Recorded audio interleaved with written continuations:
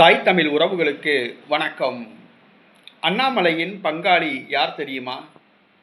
அண்ணாமலையின் பங்காளி யார் தெரியுமா என்ற தலைப்பில் இந்த காணொளியை நாம் காண்கிறோம். தமிழக பாரதிய ஜனதா கட்சி தலைவர் அண்ணாமலை. இவர் தானாக முன்வந்து ஓய்வு பெற்ற ஒரு IPS அதிகாரி. தற்பொழுது தமிழக பாஜக தலைவராக உள்ளார். தன்னுடைய பங்காளி யார் என்று அவர் குறிப்பிட்டுள்ளார்.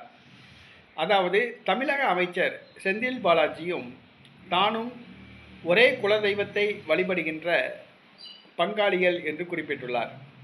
அதாவது செந்தில் பாலாஜியும் அண்ணாமலையும் ஒரே குலதெய்வத்தை வழிபடுகிறார்களாம். ஆகையால் ஒரே குலதெய்வத்தை வழிபடுகிற பங்காளிகள் என்று தெரிவித்துள்ளார். மேலும் அமைச்சர் ஆவதற்கு முன்பாக, அரசியலுக்கு வருவதற்கு முன்பாக செந்தில் பாலாஜி தன்னுடைய வீட்டிற்கு வந்து உணவு அருந்திவிட்டு சென்றுள்ளதாக அவர் தெரிவித்துள்ளார்.